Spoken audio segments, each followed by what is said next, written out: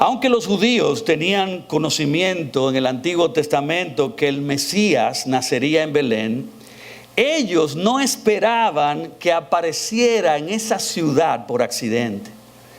Aunque esperaban el nacimiento de un rey, ciertamente no esperaban que naciera sin dignidad en un establo de la ciudad de David.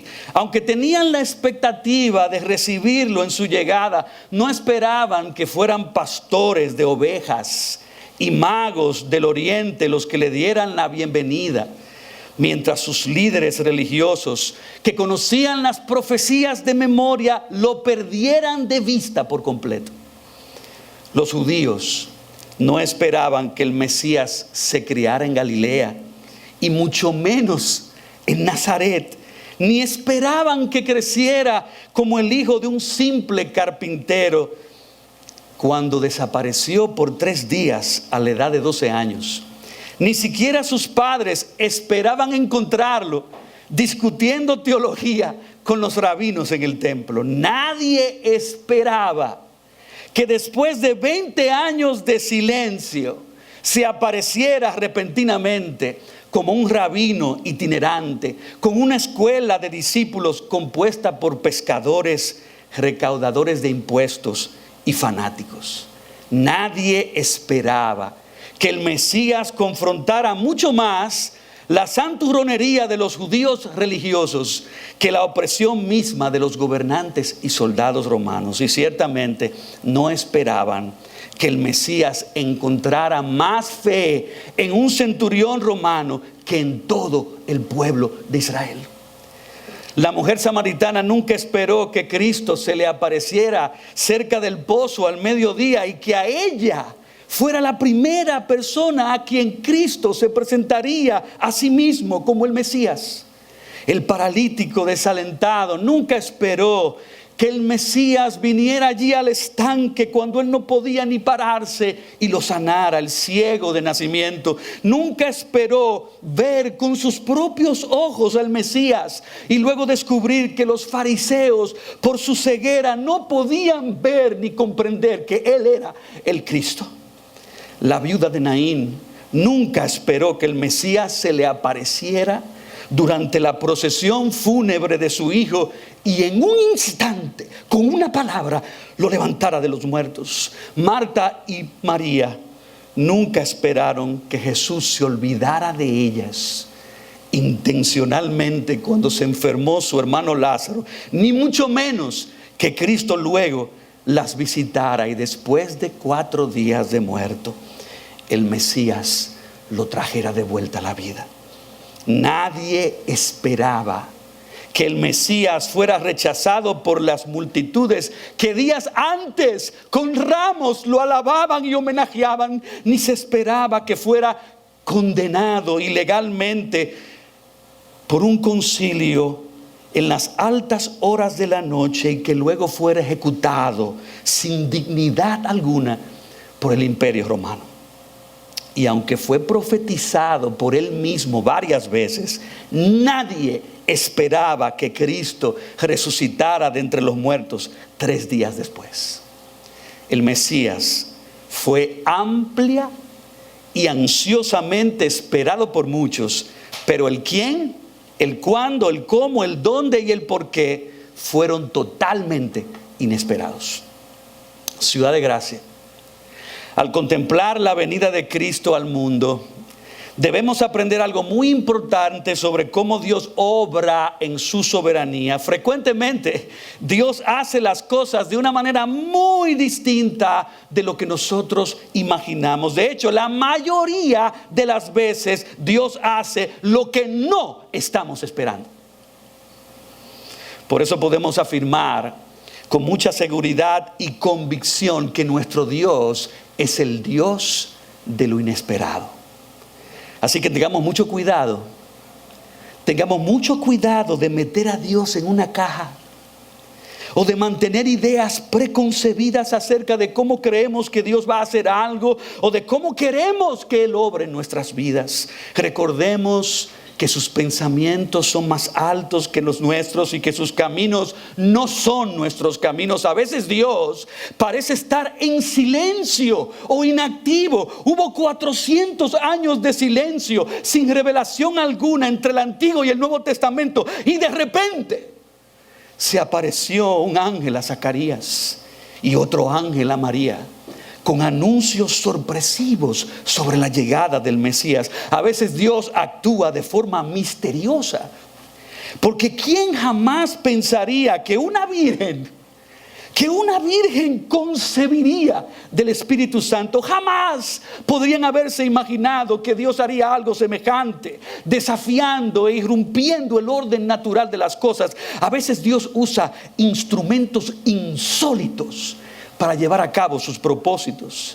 ¿Quién diría que Dios orquestaría que en el preciso momento de los dolores de parto, María y José se encontraran deambulando por la noche en la ciudad de Belén, desesperados sin encontrar dónde pasar la noche y María dar a luz, y que finalmente el único lugar disponible fuera un humilde establo de animales?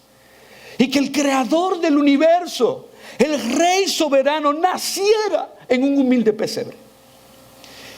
Dios puede utilizar medios muy extraños que ni tú ni yo jamás hubiéramos considerado para Él efectuar su anticipado consejo y cumplir con su plan. Así que, hermanos y amigos, creamos que Dios es el Dios de lo inesperado. Mucha gente en Belén no se percató de que esa noche algo trascendental y con significado eterno estaba ocurriendo allí. Se lo perdieron. Se lo perdieron porque quizás estuvieron distraídos sin darse cuenta que Dios estaba en medio de ellos visitando a su pueblo. Y así como la llegada del Mesías fue inesperada, nosotros también creemos que Dios está en medio nuestro, visitando este lugar en esta mañana por medio de su palabra y por medio de su Espíritu, y que Él sigue obrando de una forma silenciosa, misteriosa, inesperada y a través de medios insólitos.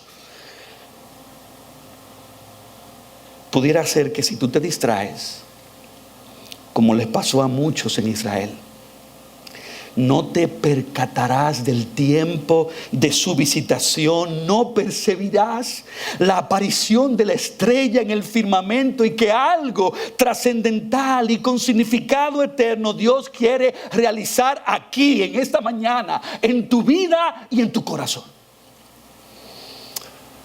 Oh Señor, te rogamos que abras los ojos espirituales de todos los presentes aquí. Que no haya nadie en medio nuestro que se quede sin comprender, sin adorar y sin creer en el Mesías inesperado que enviaste al mundo para nuestra salvación. Por eso en esta mañana yo quiero compartir con ustedes un sermón basado en este texto de Hebreos 10, del 5 al 10, que hemos titulado El Mesías Inesperado. El Mesías Inesperado. Y este pasaje de Hebreos 10, del 5 al 10, tiene una verdad que si nosotros la resumimos y la aplicamos, lo podemos entender de esta manera. Debido a que ni tus esfuerzos personales ni tus sacrificios religiosos pueden quitar tus pecados, tu única esperanza de salvación se encuentra en el sacrificio de Cristo, Dios encarnado y Mesías inesperado. Miren, la epístola a los Hebreos es una epístola muy interesante. De hecho, es anónima. Y por la razón que fuese, Dios quiso que la atención de la carta no se desviara hacia el autor humano y su trasfondo, sino hacia el contenido tan crucial e importante que el Espíritu claramente inspiró. Los recipientes originales de esta carta fueron cristianos judíos que experimentaron lo que se llamó la dispersión. Judíos que anteriormente habían salido de Jerusalén por persecución y ahora se encontraban nuevamente siendo expulsados por el emperador Claudio fuera de la ciudad de Roma. como afirmaba Hechos 8, un evento que ocurrió precisamente en la vida de Aquila y Priscila cuando tuvieron que salir de Roma en el año 49 después de Cristo. Esta carta fue escrita a cristianos judíos, quienes sujetos al sufrimiento y a la vergüenza por confesar a Jesús, confundidos por el carácter oculto de la gloria de Jesús, velada por la persecución, ahora se encontraban tentados a apartarse de la fe, a caer en la incredulidad y a abandonar su peregrinación hacia el reposo de Dios en la ciudad celestial. Para esos creyentes originales, el Espíritu Santo motivó la escritura de esta epístola. Esta carta, si la estudias de principio a fin, te darás cuenta que trata con la apremiante tensión y el fuerte choque religioso entre el judaísmo y el cristianismo. El autor tenía una carga en su corazón. Él estaba escribiendo, queriendo convencer y queriendo afianzar a judíos creyentes y a judíos no creyentes en la verdad de que Jesucristo era el Mesías que Dios había enviado. Que en Cristo se había cumplido todo lo que el antiguo pacto antes había profetizado. Que Cristo es el profeta perfecto, cumpliendo la misión profética de revelarnos claramente quién es Dios a toda la humanidad. Que Cristo es el sacerdote perfecto, ofreciendo su propia vida en sacrificio por los pecados del pueblo para efectivamente acercarnos a Dios. Y que Cristo es el Rey perfecto, conquistando y aplastando victoriosamente la cabeza del diablo con su muerte y al final dándonos como herencia su reino inconmovible. Hebreos presenta a Cristo incomparablemente mejor y superior, con mucho mayor gloria que los ángeles, que los profetas, que Moisés y Josué, que Aarón y todos los sacerdotes, que los sacrificios y que todo ritual y ceremonia del antiguo pacto, porque Cristo es la realización final y verdadera de todo lo que ellos de antemano apuntaban. Por eso los lectores en toda esta carta son exhortados a abrazar a Cristo activa y valientemente, porque Él es nuestro preeminente superior mediador. Cristo es la garantía y el cumplimiento final del nuevo pacto, uniéndonos inseparablemente y para siempre al Dios de toda gracia. Ahora, en el capítulo 10, el autor de Hebreos está argumentando en defensa de esa superioridad de Jesucristo cuando es contrastada con los sacrificios de animales que se realizaban en el Antiguo Testamento. Y en medio de la argumentación del autor nos revela varias razones del por qué Cristo fue ese Mesías inesperado para los judíos, judíos que en aquellos tiempos y a lo largo de la historia rechazaron y siguen resistiendo con orgullo e incredulidad el reconocer a Jesús como el Mesías.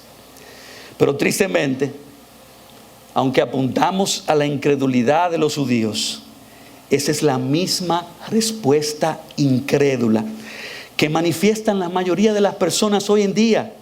Incluso aquí en República Dominicana, después de presentárseles sobradas pruebas, incontables evidencias arqueológicas, históricas y espirituales, confirmando que Cristo es quien dijo ser, aún así la mayoría de los pecadores escogen el camino ancho.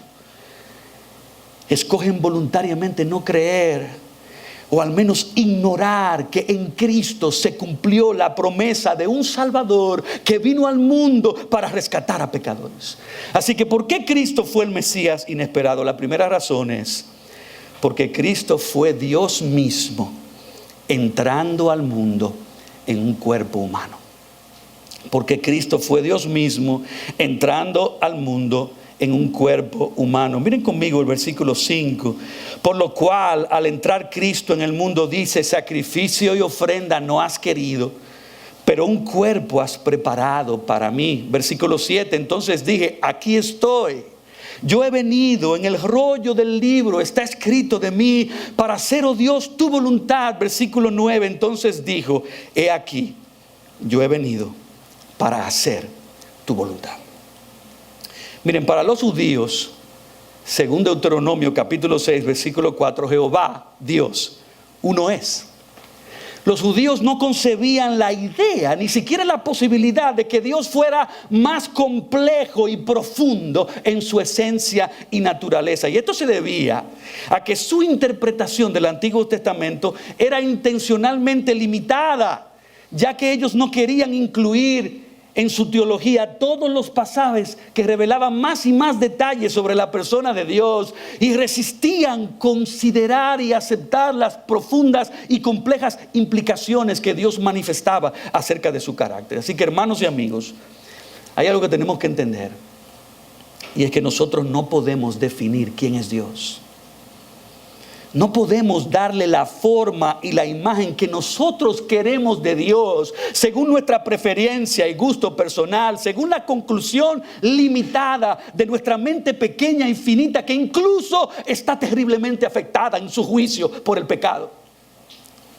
Cuando formamos a un Dios que no se conforma completa y totalmente a la revelación que Él ha dado de sí mismo, estamos practicando idolatría.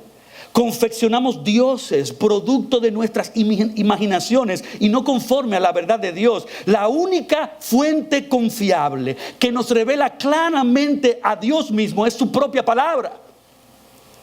Así que no cometamos el error de los judíos, que los llevó a rechazar a Cristo, negando que Él fuera el Mesías. Ellos tomaron la misma palabra, tomaron el Antiguo Testamento y lo tergiversaron.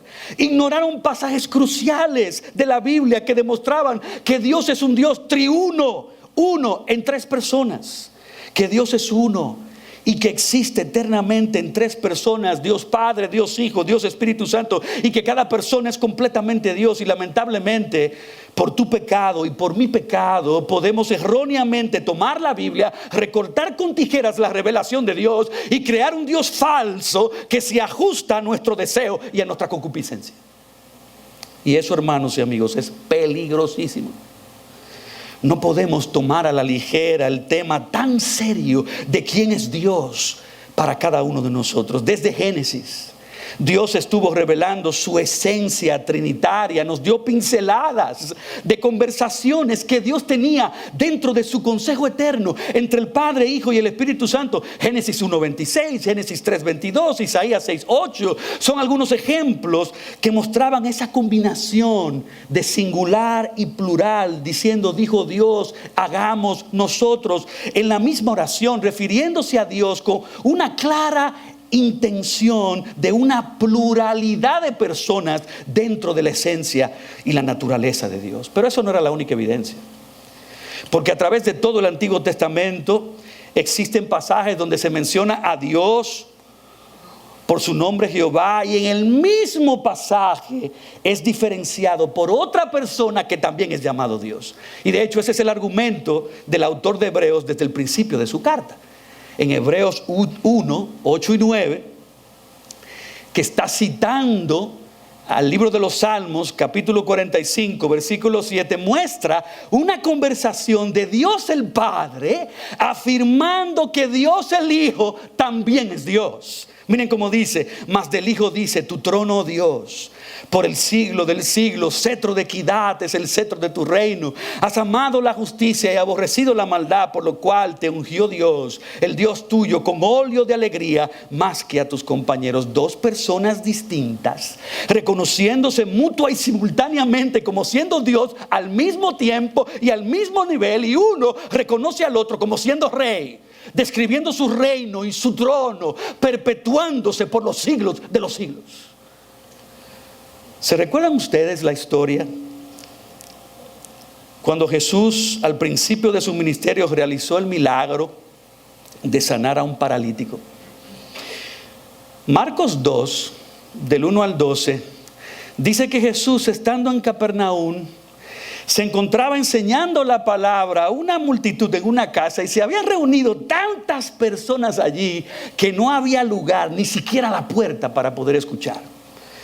Entonces 4 personas, amigos del paralítico, vinieron a traer al paralítico a Jesús, y como no podían acercarse a Jesús a causa de la multitud, quitaron parte del techo donde Cristo estaba, y bajaron la camilla en la que reposaba el paralítico, y viendo Jesús la fe de estos 4 amigos, dijo al paralítico: hijo, tus pecados te son perdonados. Sin embargo, allí estaban algunos líderes religiosos sentados, los cuales estaban maquinando en sus corazones, diciendo: ¿por qué habla este así? Está blasfemando. ¿Quién puede perdonar pecados si no solo Dios? Y al instante, conociendo Jesús en su espíritu lo que ellos pensaban, les dijo: ¿por qué pensáis estas cosas en vuestros corazones? ¿Qué es más fácil decir al paralítico: tus pecados te son perdonados, o levántate, toma tu camilla y anda? Pues para que sepáis que el Hijo del Hombre tiene autoridad en la tierra para perdonar pecados, dijo al paralítico: a ti te digo, levántate, toma tu camilla y vete a tu casa. Y él se levantó, y tomando al instante la camilla, salió a vista de todos, de manera que todos estaban asombrados y glorificando a Dios, diciendo: jamás hemos visto cosa semejante. En esa historia, Cristo escogió tratar primero con la mayor necesidad que tenía el paralítico, y es la mayor necesidad que también tú tienes, que era el perdón de sus pecados. Y eventualmente Cristo trató con la necesidad física, y por eso también lo sanó. Sin embargo, Cristo escogió esa plataforma de ese milagro para revelar y proclamarle a todos los presentes que Él era Dios.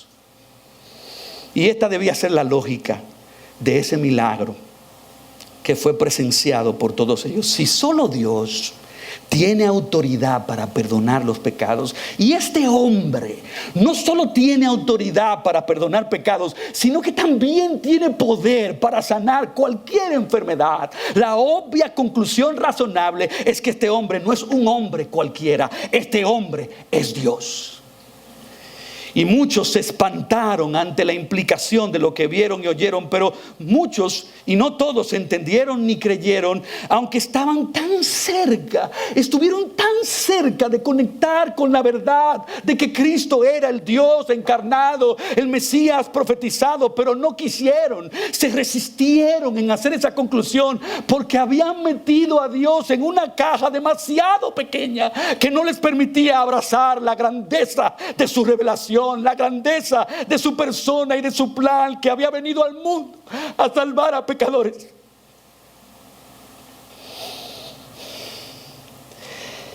Hebreos 10:5 dice: por lo cual, al entrar Cristo al mundo, dice: sacrificio y ofrenda no has querido, pero un cuerpo has preparado para mí. Y este versículo revela una conversación entre Dios el Padre y Dios el Hijo, donde el Hijo está aceptando la misión de rescatar a pecadores. Cristo entró al mundo como el resultado de una decisión del consejo de Dios, del consejo del Dios Trino, que en la eternidad, previendo de antemano nuestra rebelión y desobediencia, aún así Él escogió por pura gracia, como un favor inmerecido, enviar a Dios al Hijo al mundo en forma humana, tomando para sí un cuerpo de carne y de huesos, igualito que el de nosotros, pero sin pecado, pero para que como hombre cumpliera la voluntad de Dios de convertirse en el sustituto legal de pecadores, quien en cuerpo y alma cargaría sobre sí mismo nuestra culpa y condenación. Y esa disposición de obediencia y sumisión al plan soberano del Dios Trino se percibe claramente en el versículo 7 de Hebreos 10, cuando dice: entonces dije, Cristo lo entendió y Cristo lo asumió. Entonces dije: he aquí vengo, oh Dios, para hacer tu voluntad, como en el rollo del libro está escrito de mí. Hermanos y amigos, Cristo fue un Mesías inesperado, porque rompió con la expectativa que muchos judíos tenían del Mesías. Los judíos recortaron las escrituras, cogieron solo las profecías que hablaban de un Mesías que sería rey sobre toda la tierra, y se aferraron a una idea distorsionada de un líder libertador político que los iba a librar de la esclavitud y opresión de otros imperios. Y hasta el sol de hoy no han entendido ni reconocido que su primera y más grande necesidad no es de una liberación política y social, sino una liberación espiritual de la opresión y condenación de sus pecados, que solo el Dios encarnado, que solo Dios tomando un cuerpo humano podía realizar, pagando y saldando legalmente la deuda que teníamos como pecadores ante la justicia de Dios. Por lo tanto, oh amigo que estás sin Cristo, no cometas el error que han cometido la mayoría de los judíos y la mayoría de las personas de este mundo, de evadir, de malinterpretar y rechazar las implicaciones de aquel que fue enviado para salvarnos. Cristo es más que un bebé en un pesebre. No tomes a la ligera el conocimiento que Dios te está dando mientras Dios visita tu corazón en esta mañana y te convence para que abraces al Mesías bíblico, al Dios encarnado que vino para perdonarte de todos tus pecados. Para ser salvo, tienes que creer que Cristo es Dios, que Cristo fue enviado por Dios el Padre y que Él se hizo carne para salvarte. Y si hoy en arrepentimiento y fe clamas a Él, si hoy lo confiesas como tu Señor y Salvador personal, Él y solo Él tiene la autoridad para perdonarte todos tus pecados y limpiarte de toda tu maldad. Así que, iglesia, afianza tu fe en tu Mesías Salvador. Celebra la encarnación de tu Dios soberano que se humilló para servirte hasta la muerte y muerte de cruz. E imita su humilde sumisión, dedicando tu vida para hacer su voluntad de llevar el Evangelio hasta los confines de la tierra. ¿Por qué Cristo fue el Mesías inesperado? En primer lugar, porque Cristo fue Dios mismo entrando al mundo en un cuerpo humano. Y en segundo lugar, porque Cristo vino a eliminar el sistema de sacrificios de animales. Porque Cristo vino para eliminar el sistema de sacrificios de animales. Mira conmigo el versículo 5. Por lo cual al entrar Cristo en el mundo dice: sacrificio y ofrenda no has querido. Versículo 6. En holocaustos y sacrificios por el pecado no te has complacido. Versículo 8. Habiendo dicho anteriormente: sacrificios y ofrendas y holocaustos y sacrificios por el pecado no has querido, ni en ellos tú te has complacido, los cuales se ofrecen según la ley. Versículo 9. Él quita lo primero para establecer lo segundo. ¿No fue acaso Dios? ¿No fue acaso el mismo Dios que justamente cuando Adán y Eva pecaron realizó el primer sacrificio de animal e introdujo y estableció el sacrificio de un cordero como el requisito y condición para el perdón de los pecados? ¿No fue Dios mismo que dijo que sin derramamiento de sangre no hay perdón? Claro que sí. ¿Y por qué entonces desde la eternidad, mucho antes de que Cristo entrara en el mundo, ya Cristo le decía a Dios el Padre: sacrificio y ofrenda no has querido, en holocaustos y sacrificios no te has complacido? ¿Soy yo que estoy confundido? ¿O parece existir una contradicción en la voluntad de Dios? ¿Por qué Dios no se iba a agradar ni se iba a complacer en algo que Él mismo instituyó y estableció? Y miren, perdónenme mi atrevimiento. Dios sabe que lo que voy a decir lo hago con un propósito de aprendizaje, y lo digo expresando todo el respeto y la honra que merece la persona, el carácter y el plan de Dios. Pero a simple vista no parece Dios bipolar. Porque todo el Antiguo Testamento está lleno de expresiones de cómo Dios se agradaba y se complacía cada vez que los pecadores se acercaban a Él ofreciendo sacrificios de animales, tal y como Él mismo les había enseñado y solicitado. De hecho, desde el principio, Dios se agradó del sacrificio de la oveja ofrendada por Abel.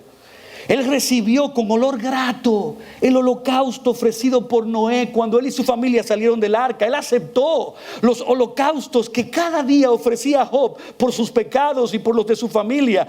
Fue Dios quien proveyó un carnero para Abraham e Isaac sacrificarlo en el altar. Fue Dios que ordenó que el pueblo de Israel celebrara la Pascua cada año y que cada familia sacrificara un cordero. Fue Dios quien diseñó y mandó construir un tabernáculo. Él fue que consagró a toda la tribu de Leví al sacerdocio y a Aarón como sumo sacerdote, e instituyó que día y de noche todos los judíos ofrecieran sacrificios de corderos sin mancha y sin arruga, y que derramaran la sangre inocente de estos animales sobre el propiciatorio del arca del pacto en el lugar santísimo para el perdón de los pecados del pueblo. Entonces, ¿por qué el Dios Trino trazaría esta línea creciente de detalles en la adoración para que los pecadores se acercaran a Él, si ya desde la eternidad Dios el Hijo estaba declarando que Dios el Padre no quería sacrificios de animales, ni se complacía en holocaustos de animales? Hebreos 10:9 dice que Cristo vino a quitar, Cristo vino a eliminar lo primero, que eran los sacrificios de animales, para establecer lo segundo, viniendo Él al mundo como el Cordero de Dios. Y tomando en cuenta el testimonio de toda la Biblia, existen dos razones fundamentales por las que Cristo vino a eliminar el sistema de los sacrificios de animales. Primero, porque a pesar de que fue Dios mismo que instituyó estos sacrificios, Él los utilizó como una sombra. ¿Ustedes han visto su propia sombra a veces que se le adelanta a ustedes cuando el sol le está dando? Dios utilizó los sacrificios de animales como una sombra temporal e imperfecta que iba adelante, apuntando a la realidad futura que solo Cristo podía cumplir en su esencia y perfección. Los sacrificios de animales fueron un sistema temporal que anunciaban de antemano la gracia del verdadero sacrificio que todavía no había llegado y que venía al mundo. Jesucristo vino a ofrecerse como el verdadero y final sacrificio.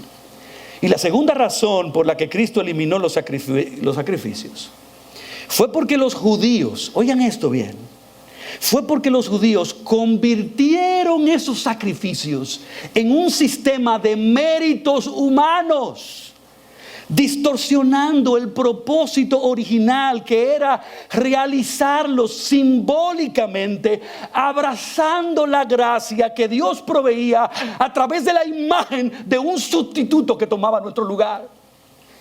Y tristemente los judíos convirtieron los animales, convirtieron los sacrificios de animales en una compra y venta del favor de Dios, corrompiéndose, desviándose hacia un sistema de obras que destruye completamente la gracia de Dios. Hermanos y amigos, Cristo vino a confrontar eso. Cristo vino a eliminar todo sistema religioso que pone al pecador a trabajar para ganarse por mérito propio el perdón y el favor de Dios. Cristo vino a demostrar el sistema ineficaz e infructuoso de todas las religiones fabricadas por los hombres, que prometen falsamente a los seres humanos que si tan solo se esfuerzan en sí mismos por mejorar su moral y su conducta, que si tan solo se vuelven más decentes y amorosos unos con otros, que si tan solo cumplen un sinnúmero más de rituales religiosos, de alguna manera u otra podrán apaciguar la culpa de sus pecados y podrán alcanzar cierta paz y esperanza, que finalmente Dios los acerca a Él. Cristo fue y sigue siendo el Mesías inesperado para los judíos, el Mesías inesperado para el resto del mundo, porque los hombres están aferrados a sus tradiciones. Los hombres están aferrados a sus sistemas religiosos, están ciegos y endurecidos en sus corazones, no queriendo reconocer que todos los sistemas religiosos inventados por los hombres no pueden ni jamás cumplirán la justicia de Dios. El hombre en su orgullo resiste a Dios, ignora la justicia de Dios, procura establecer la suya propia, no sujetándose al plan de Dios, insistiendo en sus propios intentos fallidos religiosos de acercarse a Dios a su propia manera, como hizo Caín, rebelándose aún más contra Dios y contra su plan redentor. Así que, amigo mío, si hoy te estás aferrando a cualquier sistema religioso conocido en este mundo, fabricado por tu propia imaginación, que te coloca en un camino de confiar en ti mismo, en tus propios esfuerzos humanos, en tu propia moral, o a ganarte el favor de Dios a través de numerosos rituales religiosos, Cristo te dice esta mañana: abandónalos. Renuncia a ellos. Entiende de una vez por todas que son intentos inútiles, intentos ineficaces. No pongas tu confianza en falsos mediadores y ven al único que tiene el poder y la autoridad para acercarte efectivamente a Dios. La tercera y última razón del por qué Cristo fue un Mesías inesperado es porque Cristo se ofreció a sí mismo en sacrificio para salvar a pecadores. Porque Cristo se ofreció a sí mismo en sacrificio para salvar a pecadores. El versículo 5: por lo cual, al entrar Cristo en el mundo, dice: sacrificio y ofrenda no has querido, pero un cuerpo has preparado para mí. El versículo 10 dice: por esa voluntad hemos sido santificados mediante la ofrenda del cuerpo de Jesucristo, ofrecida una vez y para siempre. Miren, los judíos no podían pasar por alto cómo desde Génesis 3:15 ya Dios había prometido que de la descendencia de la mujer vendría uno que aplastaría la cabeza de la serpiente, indicando el Espíritu de Dios que aquel que venía sería un hombre, porque nacería de una mujer, pero más que un hombre, que tendría el poder para vencer al diablo y revertir la maldición que entró por su engaño.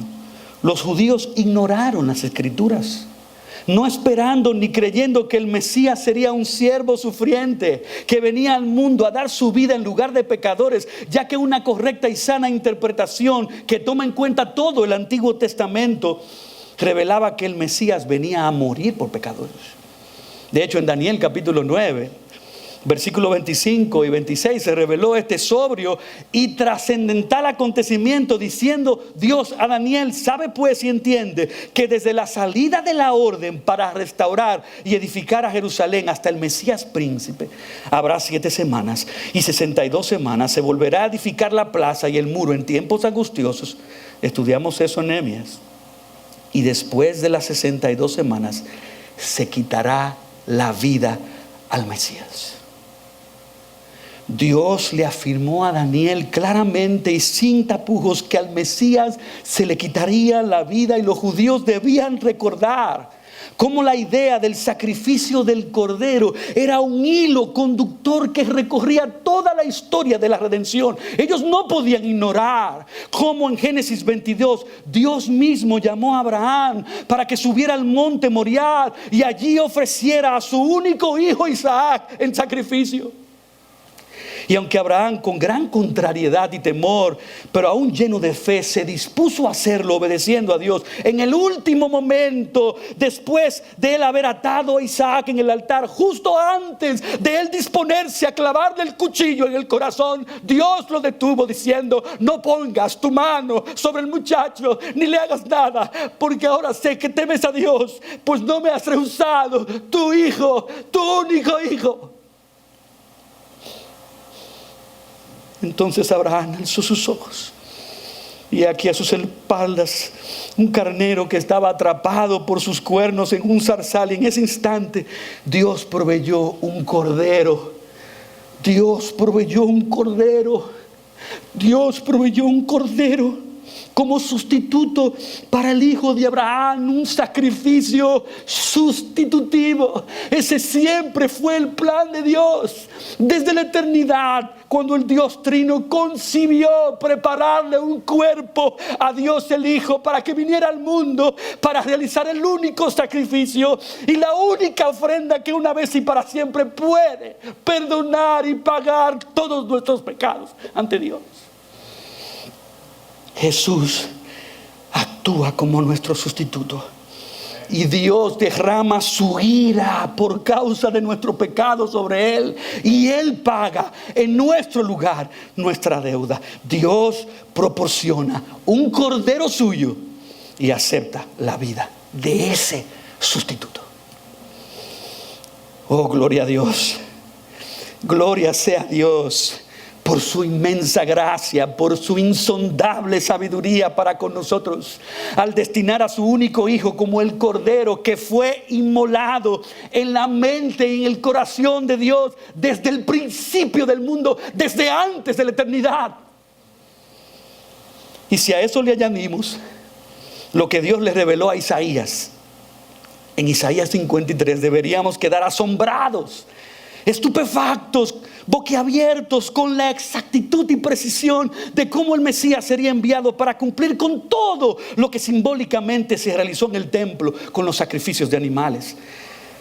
Miren conmigo Isaías 53 para que ustedes se den cuenta y comprendan la intención eterna del Dios Trino al enviar a su Hijo para morir como el pago completo y perfecto de nuestros pecados.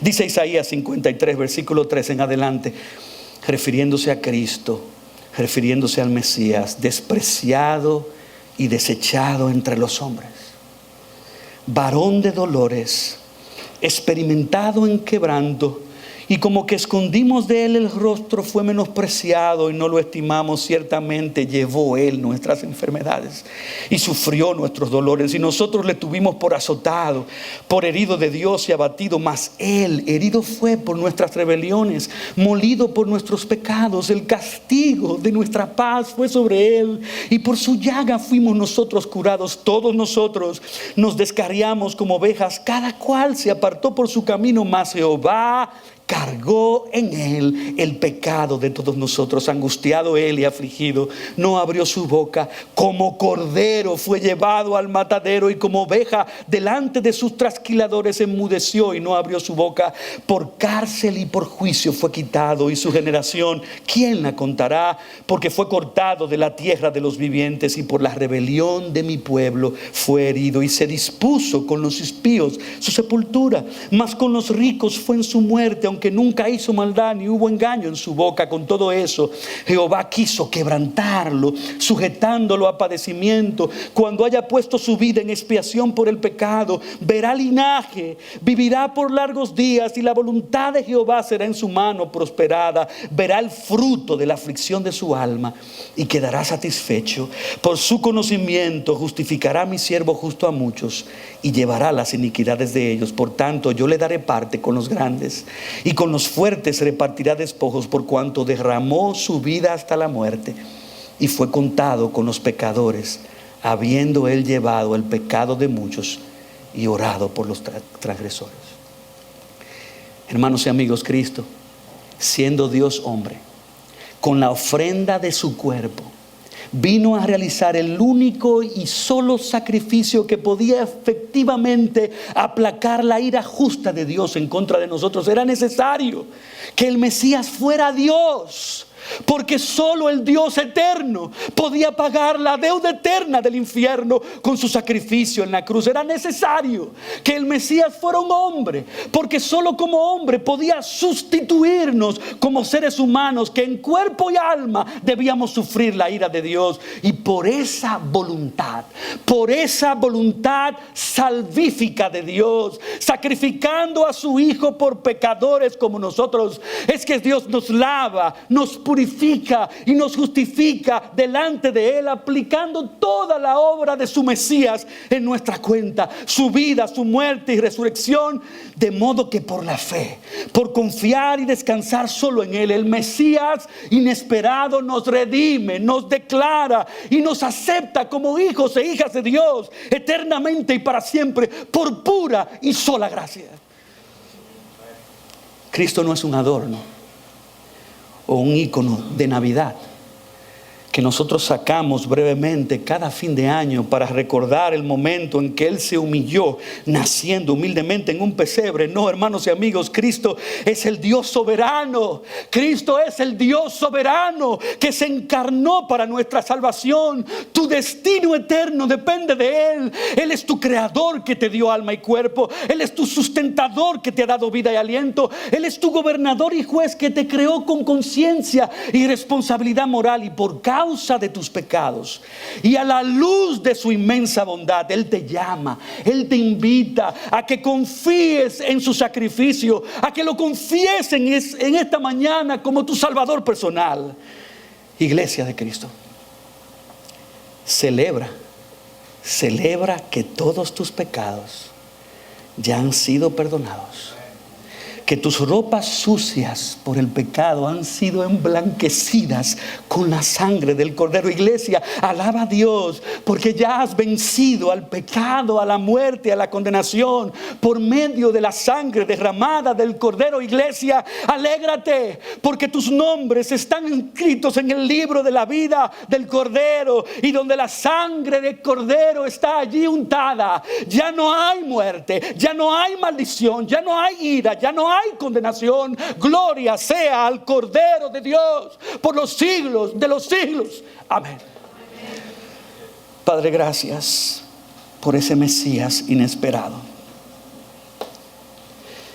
Gracias por tu haber diseñado en tu profunda y majestuosa sabiduría